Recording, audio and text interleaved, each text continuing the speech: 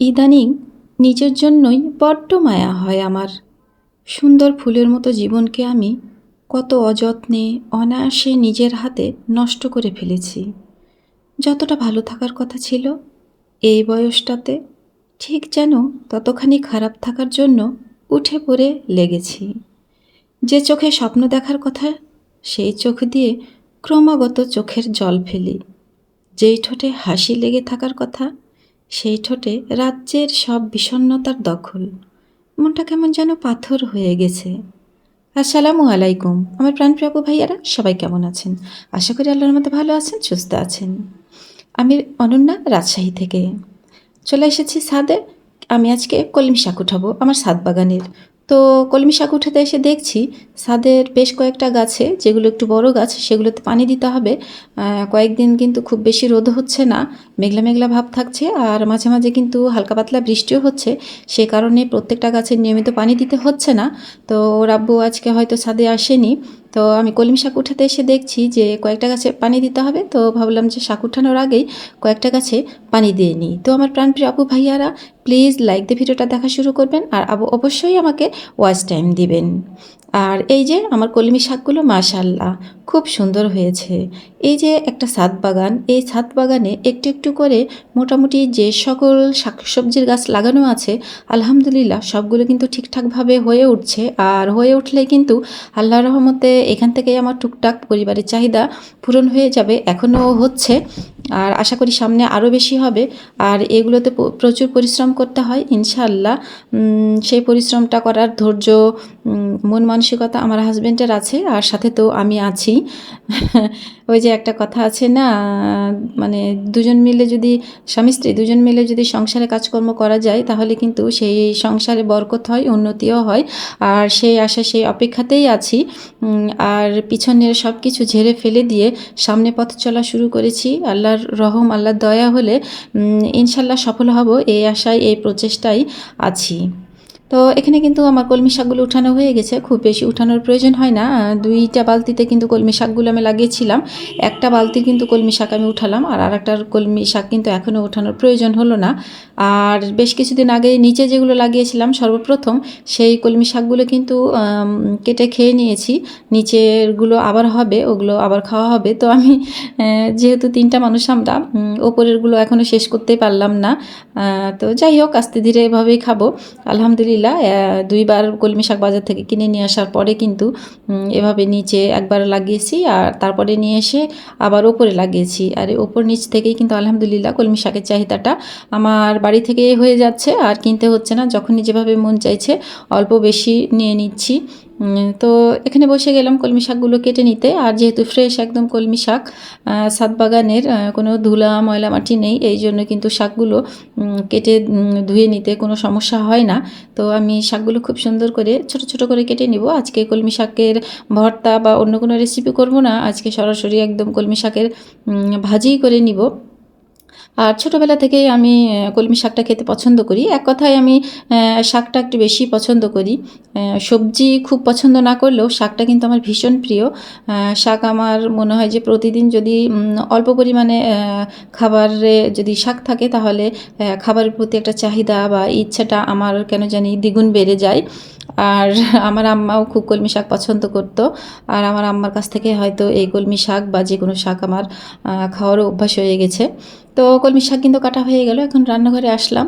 আর যেহেতু রান্নাঘরে আমার সব কাজ শেষ করে আসতে প্রতিদিনই লেট হয়, এটা মানে বলার কিছু নেই, প্রত্যেক দিনই কিন্তু আমার দেরি হয়ে যায়। তো এই জন্য রান্নাঘরে এসেই কিন্তু আমি আগে রাইস কুকারে ভাতটাই বসিয়ে দিই, তারপরে অন্যান্য কাজগুলো করি।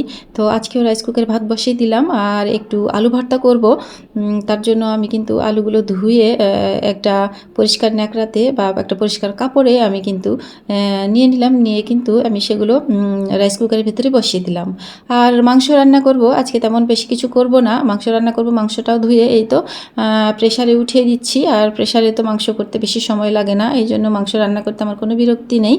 আর যেহেতু এটা প্যারেন্টস মুরগি, এর আগেও বলেছিলাম, এই মুরগিটা একটু শক্ত টাইপেরই হয়, প্রেশার কুকারে না দিলে কিন্তু খাওয়া যায় না।